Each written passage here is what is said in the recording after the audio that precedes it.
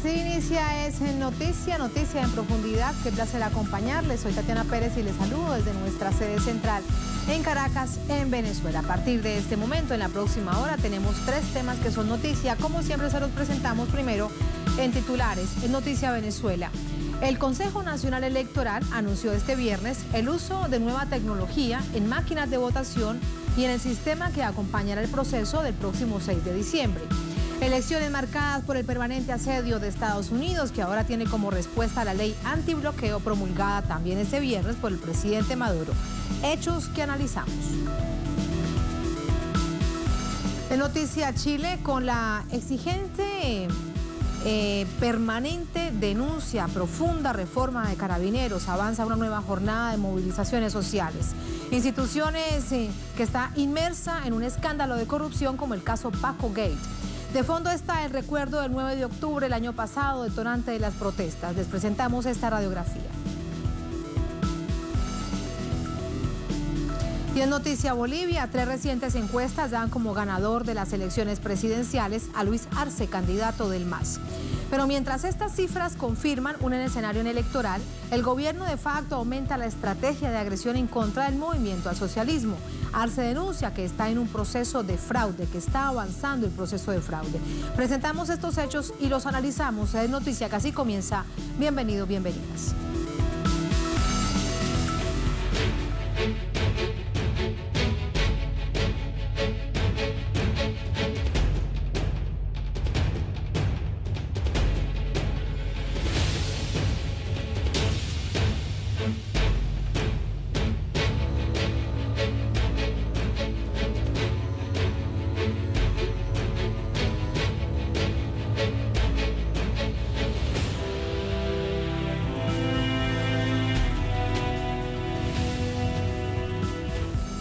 En Noticia Venezuela, el presidente recibe la ley antibloqueo aprobada por la Asamblea Nacional Constituyente en aras de enfrentar el asedio financiero y económico contra el país. En ese contexto se preparan para la jornada electoral parlamentaria del próximo 6 de diciembre. Nicolás Maduro recibió el documento de manos del presidente de la Asamblea Nacional Constituyente, Diosdado Cabello. Quiero agradecer a la Asamblea Nacional Constituyente por la manera expedita, responsable y patriótica en que recibió, acogió, discutió, amplió, perfeccionó, mejoró y aprobó ayer 8 de octubre esta ley antibloqueo para la defensa de Venezuela, para el desarrollo del país. El jefe de Estado resaltó que este mecanismo jurídico es la forma de enfrentar las consecuencias de la derecha. Y la ley antibloqueo es nuestra respuesta a la crueldad de la tortura de las sanciones criminales de Estados Unidos, promovidas por un puñado de políticos malintencionados, malvados, muy corruptos de la derecha venezolana.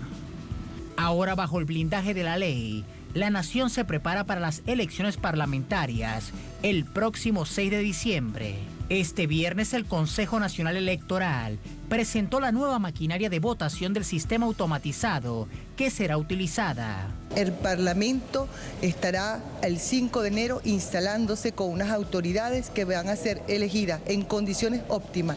Ya mostramos la solución electoral, la tan ansiada máquina de votación con tecnología de punta, tal y como se lo merece este sistema automatizado. La presidenta del CNE indicó que las 107 organizaciones políticas que participarán en las elecciones y organizaciones internacionales harán parte de las auditorías al sistema. Para que con ella las garantías del secreto al voto, la forma expedita, transparente y confiable con todas y cada de las 16 auditorías a las que he sometido ese componente tecnológico, pues haga a los venezolanos sentirse orgullosos del sistema electoral que tienen. Además, las autoridades del órgano detallaron que el software de la nueva maquinaria facilitará la experiencia del votante y garantiza confiabilidad en el rendimiento y resultados electorales. Esta máquina ha sido diseñada para poder sortear todos los procesos rígidos por el cual pasa la máquina de votación, desde el proceso de almacenaje, proceso de producción, proceso de despliegue a los estados, la operación en los centros de votación y procesos de repliegue. Una segunda característica técnica de este equipo es un equipo diseñado bajo un esquema modular para permitir un fácil mantenimiento de sus principales componentes que lo conforman. Un elemento y una característica quizás la más importante, que agregamos una batería de litio, la cual tiene duración de autonomía en la máquina de votación por más de 10 horas. Las máquinas de votación fueron renovadas porque en marzo de este año un incendio en depósitos del CNE acabó con más de 49.400 equipos de votación, otras 49.000 máquinas captahuellas y otro centenar de material electoral. A propósito de lo sucedido hoy, tenemos más información a esta hora con Leonel Retamán desde nuestra sala de noticias. Leo, estuviste precisamente en esta jornada que resultaba fundamental, porque bien hay que recordar también, como lo decía el informe, este incendio que intentó generar otra vez caos en un asunto que es central, que es nodal para un proceso electoral, en este caso en Venezuela, que es un sistema automatizado, que son las máquinas. Ahora, ¿cómo viste entonces todo ese proceso a punto para el 6 de diciembre? Ajá, sí, hola Tatiana, ¿cómo estás? Buenas noches. Claro, cuando ocurrió esto en marzo, recordemos el 7 de marzo de este año, comenzaron a producirse algunas dudas, cuestionamientos de sectores de la derecha, cuando ya asomaba este proceso electoral a comienzos del año e incluso antes de que se produjera la pandemia y el llamado a cuarentena aquí en Venezuela. Entonces en ese momento las autoridades salieron a dar confianza, a decir que si bien había sido un golpe duro, un daño bien importante al sistema, todavía tenían tiempo para poder reacomodarse. ¿Y qué pasó? Bueno, lo que nos enteramos el día de hoy es que ya desde el 2017 se venía conversando la idea, madurando al interior del CNE, de generar un mecanismo propio, de sistematizar todo el aprendizaje de decenas de procesos electorales que ha llevado a cabo el CNE durante los últimos 20 años, y también en el proceso automatizado, también las críticas constantes que se le hacen, y por lo tanto existe esa voluntad de generar un sistema lo más robusto e inapelable posible. Y eso es lo que están tratando de desarrollar el día de hoy. Se realizaron 4 pruebas integrales a distintas máquinas y a todos los procesos pilotos previos a la presentación del día de hoy en los meses de marzo, mayo, agosto y también en septiembre. Y finalmente se llegó a una tasa de 0% de error en el proceso de estas máquinas. Este es un proceso automatizado y por lo tanto lo que comentaban los técnicos del CNE es que lograron llegar a un proceso que se adapta a las necesidades de este proceso propio venezolano, pero que también tiene ciertas características importantes, como por ejemplo la independencia tecnológica en 2 aspectos. Por un lado en el software, puesto que es de código abierto y eso da mucha mayor capacidad para defenderse de ataques por un lado y para no depender de proveedores privados que pudieran estar saboteando de alguna forma el proceso. Y también en la parte del hardware señalaban que las piezas son modulares y no son piezas que estén atados a algún proveedor, sino que ante cualquier falla o problema tienen la capacidad de responder fácilmente. Esto generó reacciones entre los partidos políticos que asistieron el día de hoy, partidos políticos, también representantes de la sociedad civil, incluso representantes diplomáticos que asistieron a esta presentación. Y ya durante la próxima semana va a comenzar una etapa masiva de testeos en que todo el mundo va a ir a poder hacer sus pruebas, sus consultas, todo el mundo, digo, de los partidos políticos que participan, porque son parte fundamental de las auditorías. Y para finalizar, esta es una de las auditorías en que se hace presente y partícipe a todo el mundo. Son 16 en total, 12 en la etapa previa de la votación. Durante el día de la votación se realiza una también y luego se hacen 3 auditorías posteriores al proceso de la votación, dando una certeza total de un proceso transparente. Las distintas acusaciones de fraude no han prosperado, los quienes han denunciado eso no han entregado las pruebas y por lo tanto el sistema sigue siendo fiable y cuenta con el respaldo de organizaciones internacionales que han dicho que es de los más transparentes del mundo. Así que la prueba final sin duda va a estar el próximo 6 de diciembre, pero la puesta a punto en materia tecnológica avanza así robustamente como se vio el día de hoy, Tatiana. Muchísimas gracias, Leo, por contarnos lo sucedido hoy desde esta, evidentemente, experiencia periodística. Gracias, muy buenas noches. Vamos a entrar con el análisis. Nos acompaña para ello Olga Álvarez, constitucionalista, experta en materia electoral. Nos acompaña también desde Caracas, aquí en Venezuela. Olga, ¿cómo está? Muy buenas noches, qué placer. Buenas noches, Tatiana, un placer estar contigo. Muchísimas gracias. ¿Qué significa lo sucedido hoy en el marco, primero, de la agenda de cara a las elecciones parlamentarias y segundo, en el marco de todas las presiones internacionales que están pidiendo, entre comillas, aplazar las elecciones? Sí, bien digo entre comillas porque algunos sectores internacionales lo que están diciendo es que no haya elecciones parlamentarias.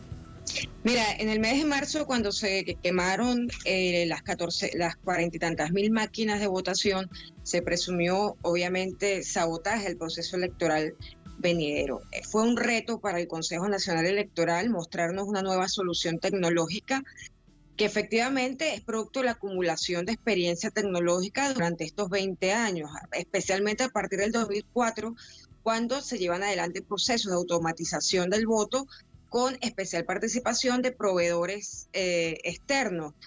Ir a una transferencia tecnológica, a un desarrollo tecnológico propio, ha sido un reto del poder electoral y de todos los organismos electorales del continente. Recordemos que es uno de los temas que más se discute en nuestra América en relación a los procesos electorales, la dependencia de empresas que puedan prestarse para boicot. Por ejemplo, tuvimos el ejemplo en Bolivia recientemente, cuando se desconoció el proceso electoral donde ganó Evo Morales y que se produjo el golpe electoral.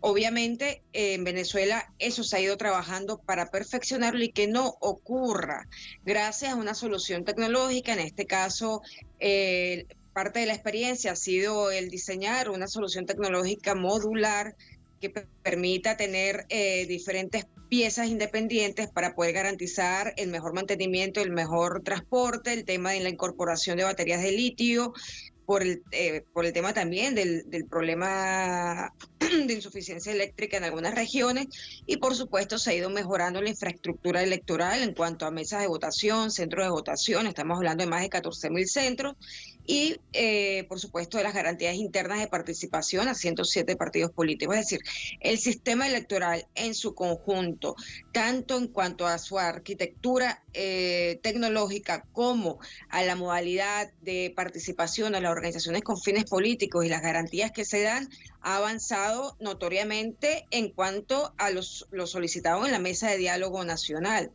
Es decir, no dudamos, y lo hemos dicho aquí en Telesur muchas veces contigo, Tatiana, el problema en Venezuela, obviamente, en materia electoral, no es un problema tecnológico, es un problema de quienes no consiguen la votación suficiente, siempre tienden a desprestigiar el sistema electoral. Y ese es parte también de lo que debe enfrentar, Olga, el país el próximo 6 de diciembre, es decir, debe pensarse en ese escenario, que si los sectores opositores que van a este proceso electoral de 6 de diciembre no logran su objetivo, también hay que estar preparados para que digan que hay fraude electoral. Por supuesto, Tatiana, nosotros en todas las elecciones que hemos tenido, solamente en las elecciones en las que hemos perdido, hablo de la revolución, que ha perdido el caso de la reforma y las parlamentarias de 2015, por ejemplo, no se anunció fraude, no se habló de fraude. Pero el resto de las elecciones en las que nosotros hemos ganado y la oposición ha perdido, se ha hablado de fraude sin tener, como dijo nuestro periodista Leonel, sin tener pruebas para poder impugnar la elección. Algún hecho que pudiera indicar que hubo mal manejo, que hubo violación de alguna garantía electoral, de alguna normativa electoral. Efectivamente no se ha podido impugnar. Lo sucedido hoy también llama la atención desde la siguiente perspectiva, Olga, usted que es experta en asuntos electorales y que ha recorrido además el continente en otros procesos electorales. Se dice por parte del Consejo Nacional Electoral que esto garantiza el 100% de la confiabilidad de este nuevo sistema, una nueva solución tecnológica. Pero ¿cuál es la gran diferencia con lo anterior? Si precisamente esa ha sido la garantía y el revestimiento de la transparencia del proceso, y es que las máquinas siempre han funcionado. ¿Cuál sería la diferencia ahora?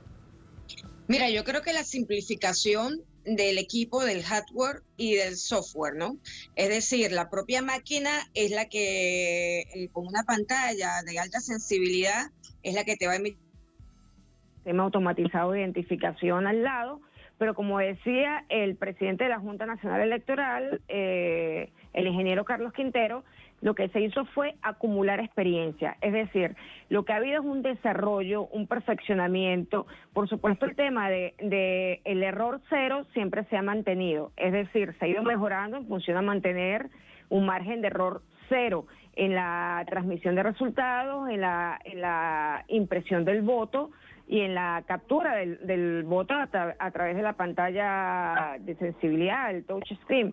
Es decir, en ese sentido no ha habido cambios, lo que ha habido es una última generación del sistema tecnológico y una tecnología propia del Poder Electoral que no depende de terceros para garantizar, primero, la rapidez en las contingencias, la imposibilidad de que un factor externo trate de socavar la credibilidad en el sistema electoral, como ocurrió en Bolivia, por ejemplo, o como ha ocurrido en otros países donde ha participado empresas como Indra u otras empresas de reconocida trayectoria en el negocio electoral en América Latina. Entonces, para evitar eso, lo que se ha ido es a probar una solución propia tecnológica que tenga todo el acumulado. O sea, es la experiencia de tantos años de todos los ingenieros que trabajan en el Poder Electoral y que han tenido la experiencia de revisar cómo se comporta.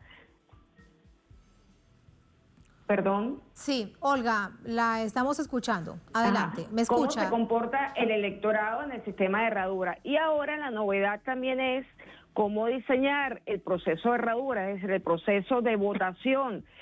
Una persona, un elector. Ajá, ¿me escuchas, Tatiana? Sí, creo que sí, te escuchamos atentamente. Ok.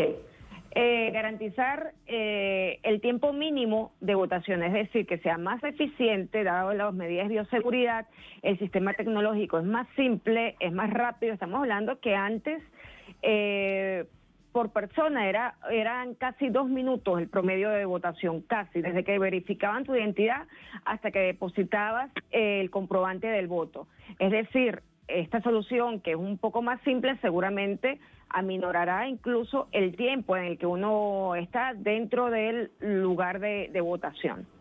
Vemos todo este sistema automatizado. Recuerde usted además el de la explicación que ha entregado el CNE cuando se va a cada uno de los procesos electorales, que resulta ser tan sencillo, todo automatizado, versus en distintos países, no vamos a hablar del mundo, hablamos de América Latina solamente, donde no se logra pasar del voto físico, del voto de papel, que es tan vulnerable a cualquier tipo de manipulación sobre los mismos resultados.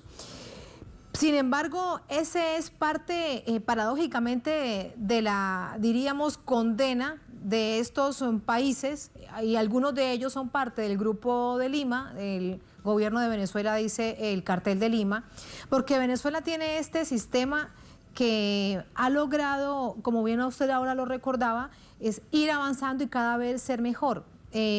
Muchos decían incluso es 100% bueno, aunque todo puede ser perfectible. Así que parece la envidia de muchos, aunque resulte paradójico, porque debería ser el ejemplo. ¿Qué es lo que sucede entonces con América Latina? Si debería ser el ejemplo, no convertirse en un verdadero problema que Venezuela tenga excepcionalmente un sistema electoral de esas características.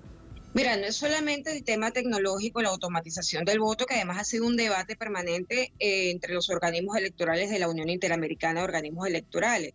Si ir o no a la automatización. Muchos países están de acuerdo en la automatización. Paraguay y Brasil tienen voto automatizado hace muchísimo tiempo. Por ejemplo, Brasil tenía máquinas de votación, pero no emitían comprobante de voto. Estamos hablando de hace 15 años atrás, donde ya se automatizaba el voto en algunos de los países del cartel de Lima, como tú bien dices, este cartel criminal en el que se han convertido lamentablemente estos gobiernos.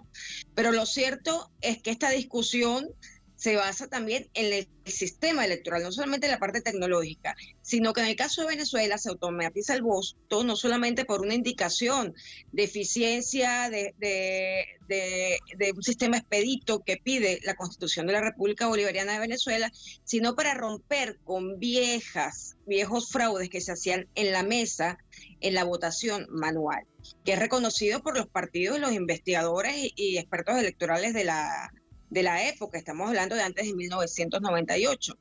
En algunos países, por ejemplo en Perú, Tatiana, no solamente tiene un sistema manual, sino que además las impugnaciones se hacen en la mesa de votación. Es decir, que lo que se totaliza finalmente para cuando se proclama el ganador desconoce o no toma en cuenta las impugnaciones de las mesas que se realizaron. Es decir, lo que llega a la totalización final no son la totalidad de las mesas, sino solo aquellas que no se impugnaron. Son partes digamos que de los entramados que tienen los sistemas electorales para modificar la voluntad del pueblo. En el caso de Venezuela, todas las votaciones, todas las actas llegan totalmente al centro de totalización. Es decir, no hay impugnación en mesa, por ejemplo, en el caso de Venezuela. Lo que se pueden hacer son observaciones, si hay alguna inconsistencia numérica, si el público que está allí, más los miembros de mesa, encuentran alguna situación que hay que registrar en el acta que luego se envía al Consejo Nacional Electoral, a la sede central, en este caso por ser unas elecciones nacionales, elecciones parlamentarias nacionales. Pero lo que quiero decir con esto es que no es solamente el tema técnico, también es cómo ha sido pensado el sistema electoral. Aquí el sistema electoral ha sido pensado para que incluso jurisdiccionalmente se garantice la voluntad, se preserve la voluntad del elector. Eso es un elemento que tiene como característica nuestro sistema normativo electoral y que se hace presente en el sistema automatizado de elección, que además garantiza un voto, una persona. Que ha sido parte también del lema en cada uno de los procesos electorales en estos 20 años de Revolución Bolivariana.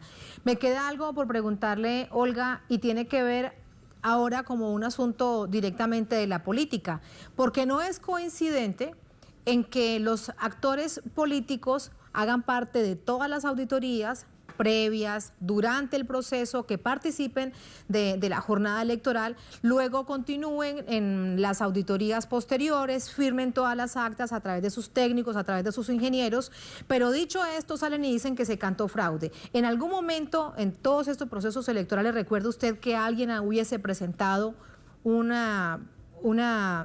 argumento firme sobre fraude en el proceso electoral? No, mira, realmente los recursos, las pocas veces que ha llegado recursos a la sala electoral del Tribunal Supremo de Justicia, se han inadmitido porque no hay elementos que acompañen o que relacionen el hecho denunciado con una prueba fehaciente que indique que haya fraude o que haya cohecho. En el caso de fraude electoral, sobre todo en elecciones presidenciales o elecciones parlamentarias. O sea, debe ir cualquier recurso acompañado de prueba suficiente para poder admitir el recurso dentro de la sala electoral. Estoy hablando desde la jurisdicción electoral, que es lo que ha sucedido. Por ejemplo, uno de los argumentos que se han utilizado para desconocer elecciones es la colocación de supuestos toldos rojos a 200 metros de los centros de votación, como si eso modificara la conciencia del elector, como si eso modificara por sí mismo la posibilidad de que tú cambies de opción electoral. O sea, eso no tiene ningún sentido dentro del derecho electoral. No se ha presentado ningún acta que refiera inconsistencias numéricas suficientes como para pensar que hay un fraude electoral, que hay una situación que amerite la anulación del proceso electoral. Es decir, las actas se corresponden, las de mesas se corresponden, además con la auditoría que se hace en caliente, que eso es muy importante. Estamos hablando de un universo mayor al 74% en las máquinas de votación que el propio día de la elección se auditan de forma pública, de forma azarosa, además, no son previamente señaladas, sino que se escogen al azar en el momento de la auditoría en caliente para verificar que haya consistencia numérica entre los comprobantes de voto, el acta de votación que luego se transmite y la cantidad de electores que sufragaron. Es decir, no ha habido elementos técnicos para probar ninguna desviación de la voluntad del elector en el sistema automatizado. Realmente los argumentos se refieren a otro tipo de elementos que son difíciles de probar, como por ejemplo esto que te estoy diciendo de un toldo rojo o un toldo azul cercano a los centros de votación. Eso no tiene manera de probar que eso determina la voluntad del elector o modifica la voluntad del elector. Es de nuevo un asunto que se va al plano de lo político, ¿no? Que Exacto. Nada tiene que ver con la jornada misma electoral. En ese contexto se da toda esta agenda de cara al próximo 6 de diciembre. Olga, gracias por ayudarnos con todas estas explicaciones. Muchas gracias, muy buenas noches. Gracias, Tatiana, gracias a ustedes. Buenas noches. Así nos vamos a la primera pausa en esta emisión de Es Noticia. Al volver Es Noticia Chile. Con la exigencia de una urgente y profunda reforma de Carabineros, avanza una nueva jornada de movilizaciones sociales. La institución Carabineros está inmersa además en escándalos de corrupción como el caso Paco Gate. De fondo está el recuerdo del 9 de octubre del año pasado, detonante de las protestas. Tenemos esa radiografía y la analizamos al volver en Es Noticia.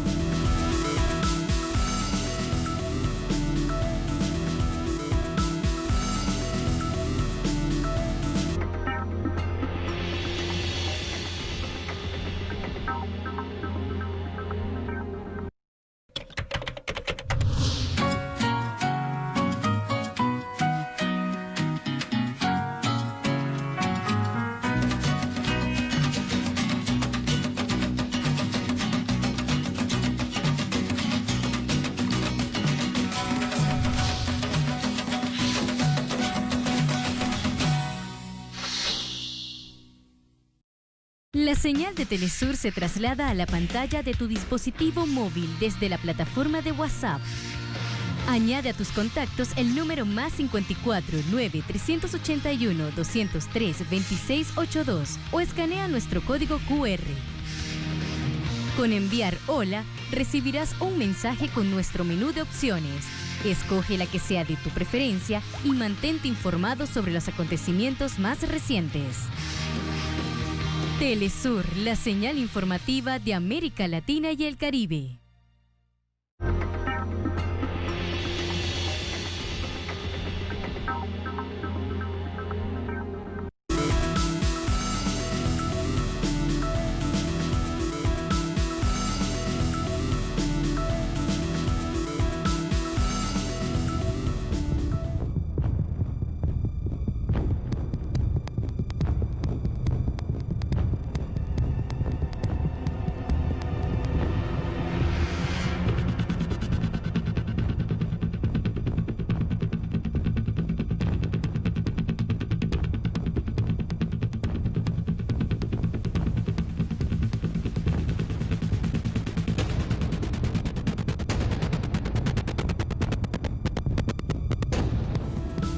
En Noticia Chile, amplios sectores políticos y sociales exigen la reestructuración de Carabineros, institución estatal fuertemente cuestionada por denuncias de violaciones de derechos humanos y recientemente por numerosos escándalos de corrupción. A pocos días de que se cumpla un año del estallido social que generó la escalada de fuertes protestas que significaron en uno de los picos de movilización popular más pronunciados de los últimos años, diversos sectores exigen la reestructuración a fondo de uno de los cuerpos represivos más cuestionados de la región.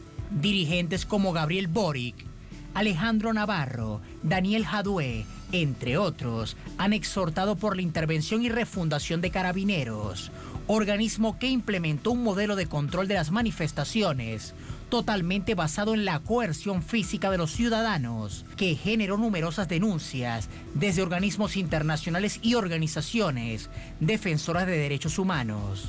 Desde el principio del estallido social, el presidente Piñera planteó que su gobierno estaba en guerra contra los que consideró sus enemigos. Estamos en guerra contra un enemigo poderoso, implacable, que no respeta a nada ni a nadie, que está dispuesto a usar la violencia y la delincuencia sin ningún límite.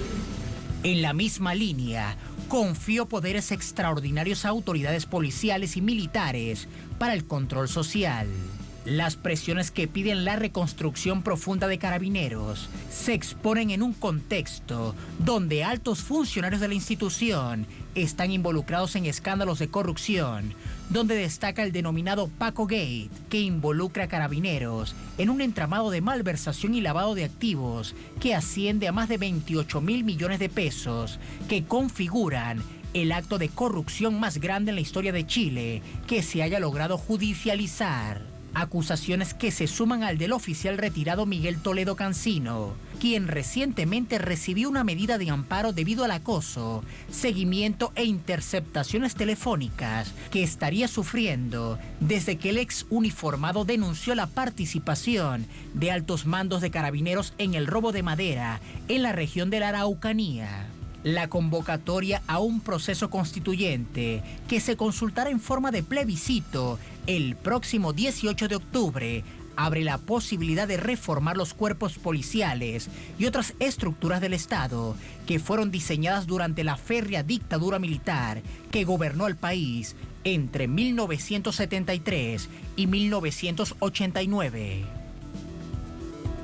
Vamos ahora hasta Santiago con nuestro corresponsal Alejandro Kirk. Alejandro, muy buenas noches. Cada día aparecen nuevas informaciones con acciones de Carabineros vinculadas a violaciones de derechos humanos y a escándalos de corrupción.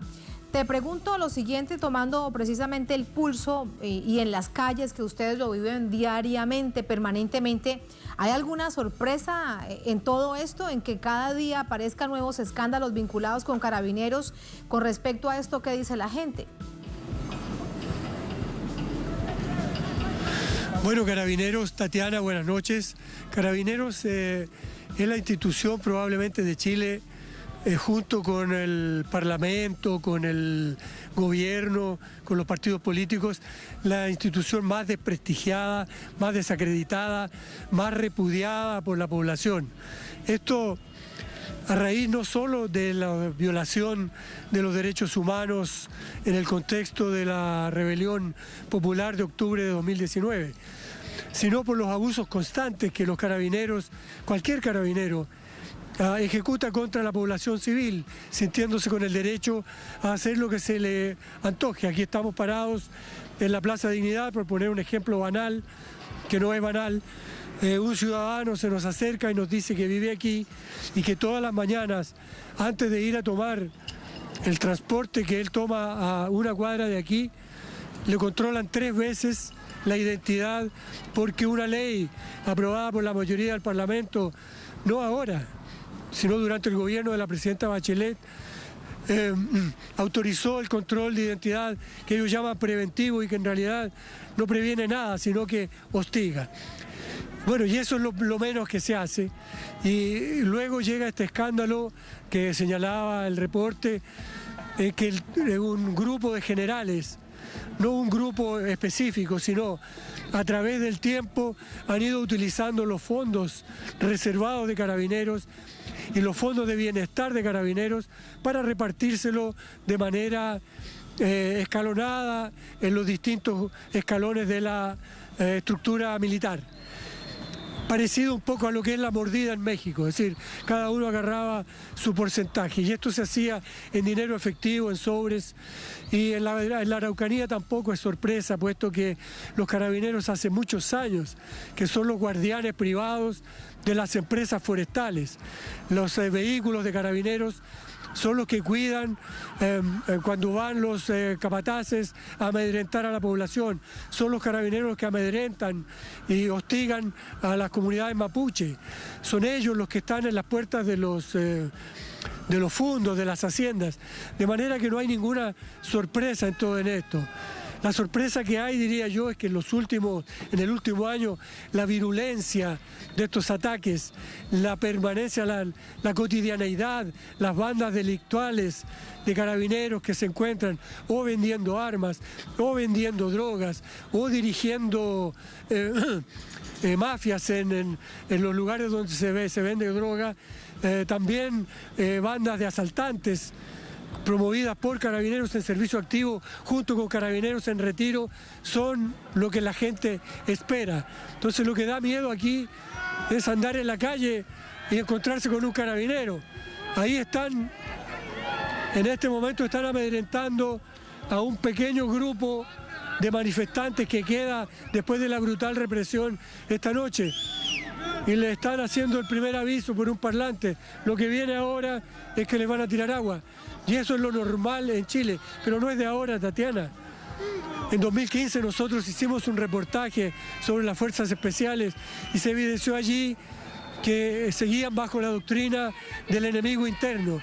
Y desde la dictadura los carabineros no tienen control de nadie, son autónomos, ellos hacen lo que quieren con los fondos y en materia financiera pueden hacer este tipo de robos porque nadie los supervisa realmente.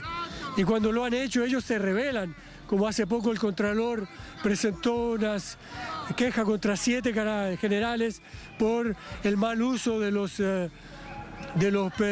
implementos públicos en el periodo de la rebelión popular de octubre y las violaciones a los derechos humanos. Y por ese acto administrativo erróneo, los carabineros empezaron a poner trabas para no colaborar con la Contraloría. De manera que no hay sorpresas. Lo que hay sí es que esto se ha agudizado de una manera, diría yo, espectacular.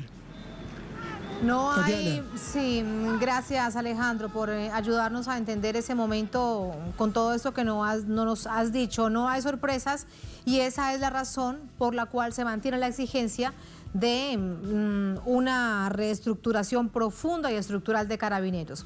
Gracias Alejandro, muy buenas noches. Buenas noches. Buenas noches. Vamos con el análisis. Nos acompaña para ello Edison Ortiz, doctor en Historia, analista político, académico de la Universidad de Santiago de Chile. Nos acompaña desde Rancagua. Profesor, ¿cómo está? Muy buenas noches. Muy buenas noches.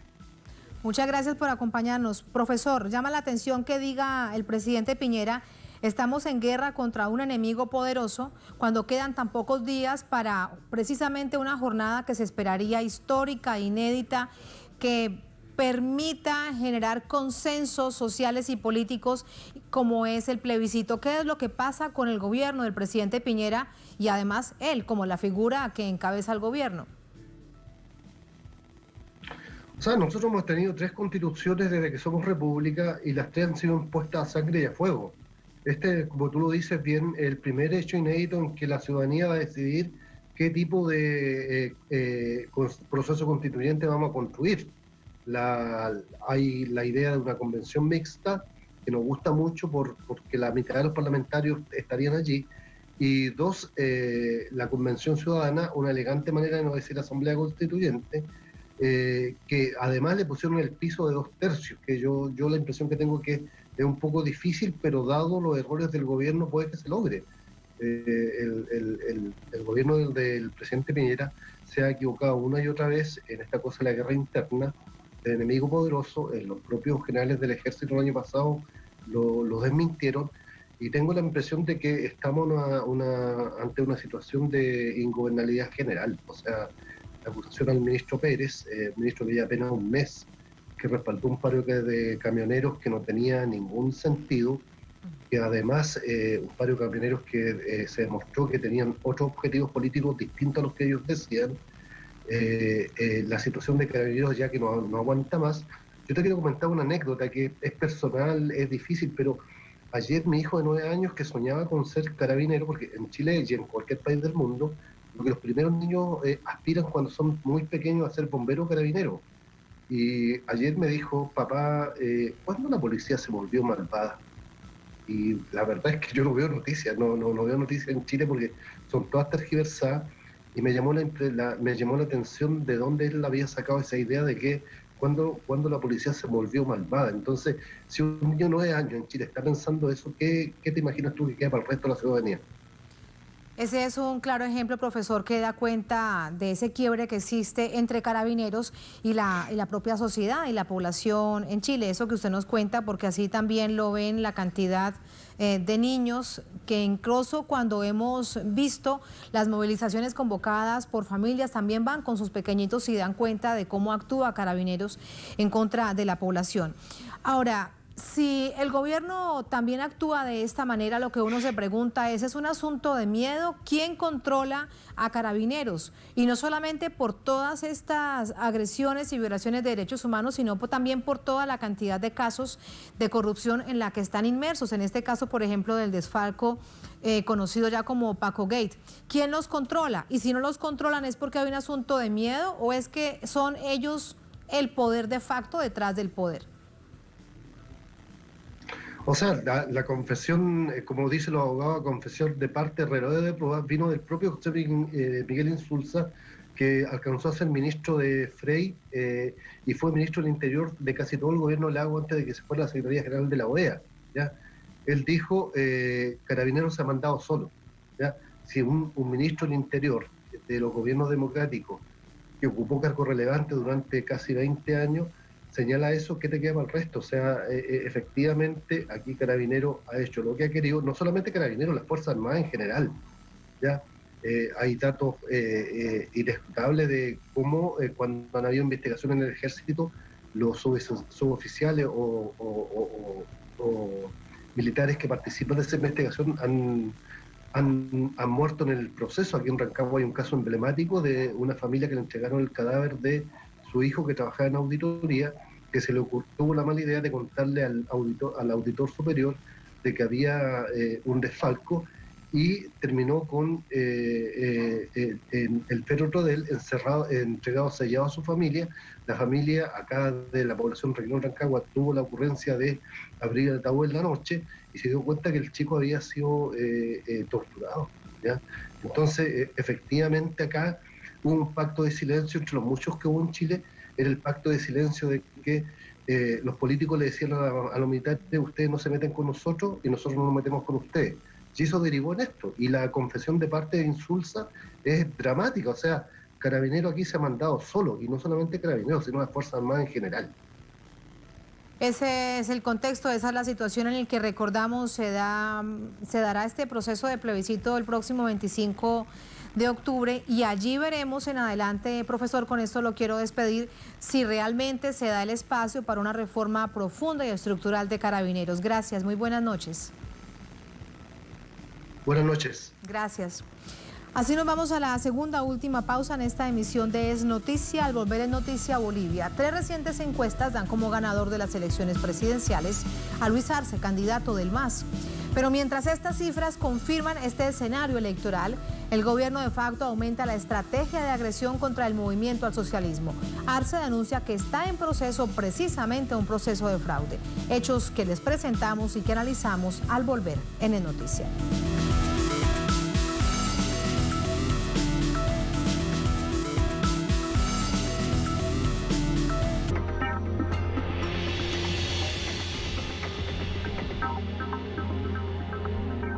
Nuestra misión es conectar a los pueblos. Y cada día trabajamos para una mejor comunicación y lograr la integración. Por eso seguimos creciendo en el Caribe. Ahora estamos presentes en Surinam. Telesur, la señal informativa de América Latina y el Caribe.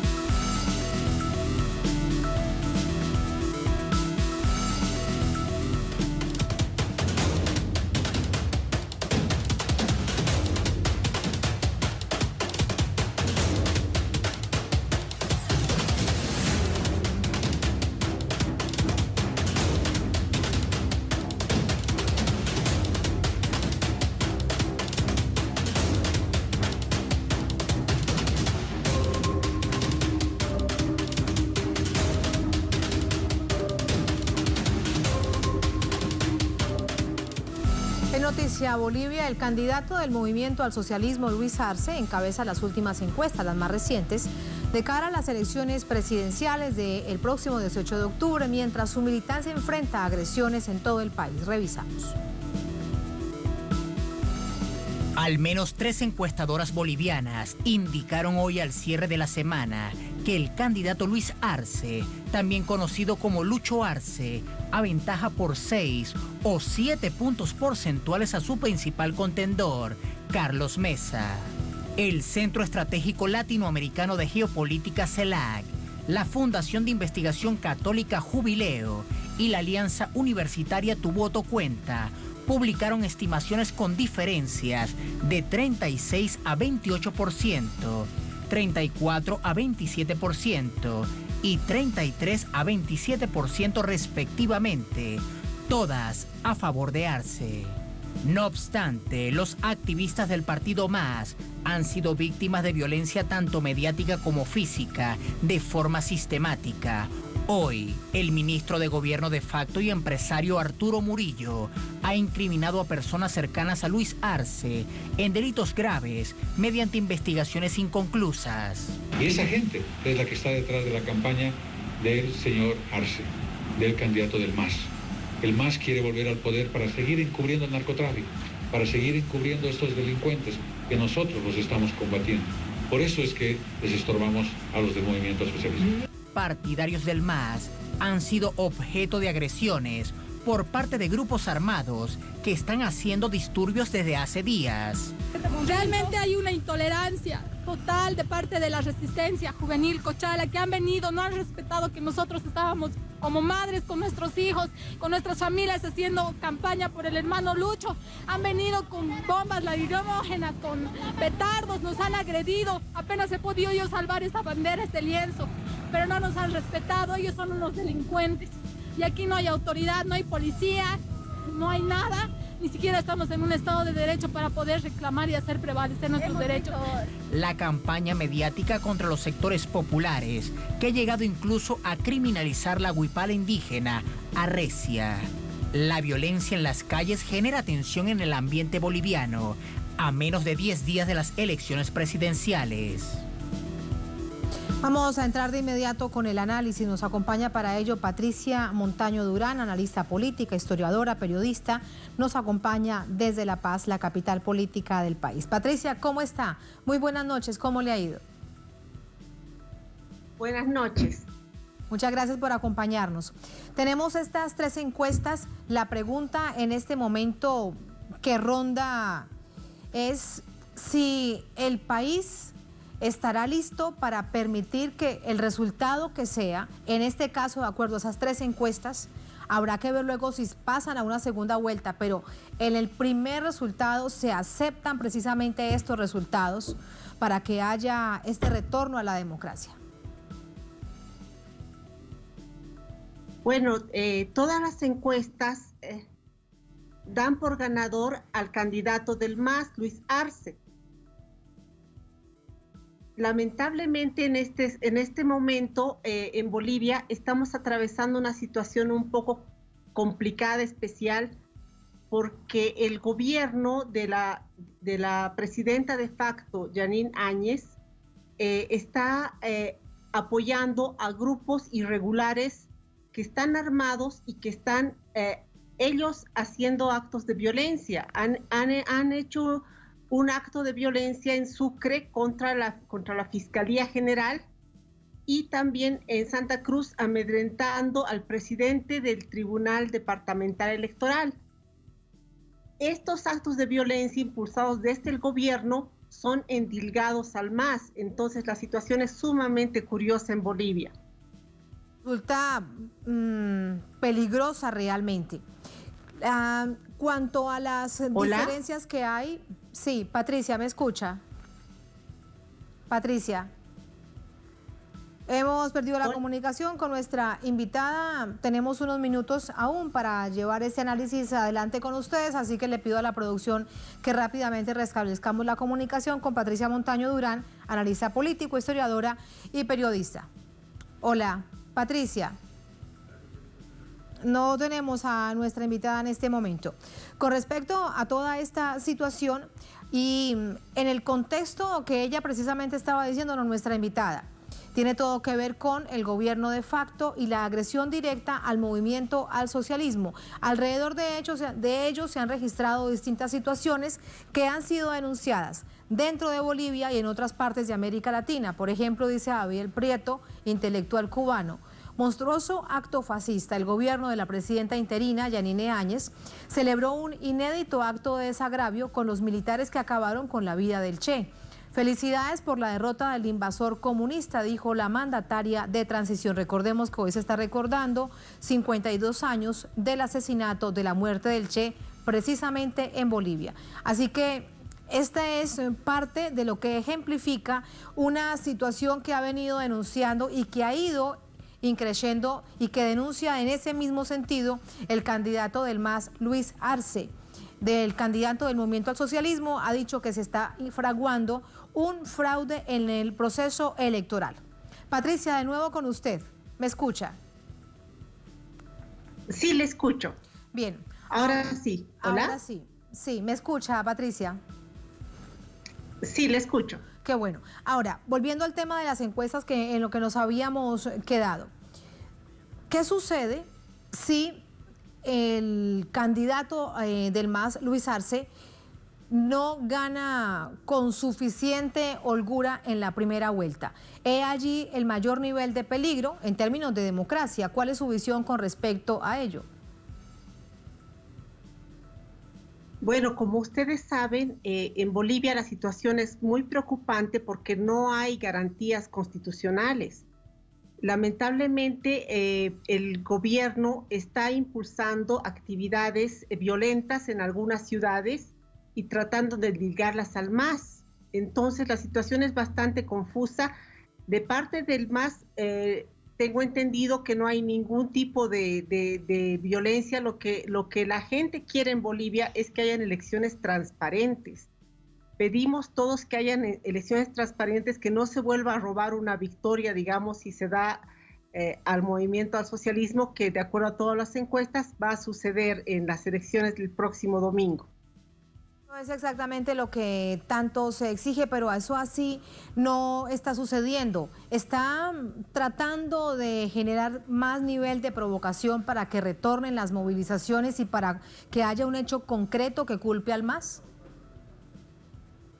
Parece que es así porque inéditamente el ministro de Gobierno anuncia que está comprando armamento públicamente y constantemente amenaza, ¿no?, a la población y dice que a la violencia ellos van a reprimir, ellos van a castigar. Lo mismo ha dicho la presidenta de facto, Yanine Áñez, ha dicho que no va a permitir que los violentos vuelvan al poder. Entonces, esas amenazas y esas insinuaciones son bastante desubicadas si es que el gobierno quiere que hayan elecciones transparentes.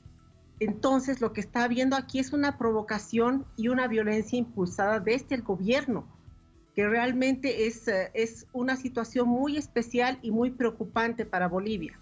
Resulta bastante paradójico que el gobierno diga que va a haber un fraude si es el gobierno de facto el que está en este momento generando tal nivel de tensión. ¿Cómo podría pensarse que el MAS realice algún acto así?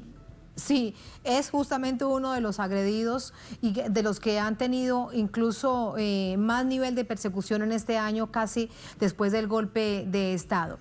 ¿Hay alguna idea, tratando de tomar el pulso, profesora, de la ciudadanía, que piensen algo similar a lo sucedido el año pasado con la presencia en Bolivia? Como equipo periodístico veíamos que se lograba instalar la matriz de que había un fraude sin ningún tipo de respuesta, sin ningún tipo incluso de argumentos, pero antes, durante y después del proceso electoral, era la matriz que logró imponerse. ¿Hay algo así similar en este momento o hay un país distinto después de este año de golpe de Estado?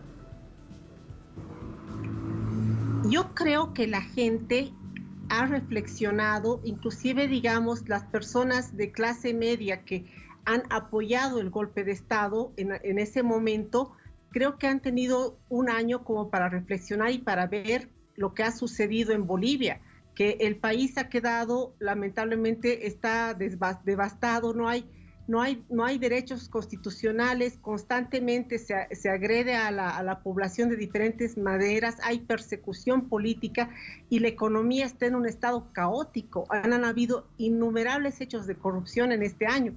Entonces, las encuestas están reflejando que hay una clara victoria del MAS, indiscutible victoria del MAS, y muy probablemente que va a ganar en primera vuelta. Y en este momento, en estas condiciones, el gobierno aparece indicando, amenazando de que va a reprimir la violencia, y la única violencia que vemos es la que surge de los grupos paramilitares que apoya el gobierno, que son básicamente la Resistencia Juvenil Cochala y la Juventud Cruceñista, que son dos movimientos que han apoyado el golpe de Estado y que están siendo apoyados desde el gobierno para trasladarse a diferentes ciudades, provocando hechos de violencia, como han hecho en Sucre y en Santa Cruz recientemente. Esperemos, lo que queremos los bolivianos es que hayan elecciones transparentes y pacíficas. Ese es nuestro mayor deseo. No entendemos por qué el gobierno quiere impulsar unos movimientos violentos, no lo comprendemos. Por eso pedimos también a la opinión pública internacional que nos apoye, que vea lo que está pasando en Bolivia, porque nosotros estamos viviendo un estado de no derecho aquí en Bolivia. Un verdadero llamado de alerta en esa situación tan compleja y de violencia que crece en el país. Muchísimas gracias, profesora. Muy buenas noches. Buenas noches y muchas gracias. Gracias a usted. Gracias a ustedes por acompañarnos. Ponemos punto final a esta emisión de Noticias. Nos encontramos el próximo lunes. Un placer como siempre. Sigan con nosotros.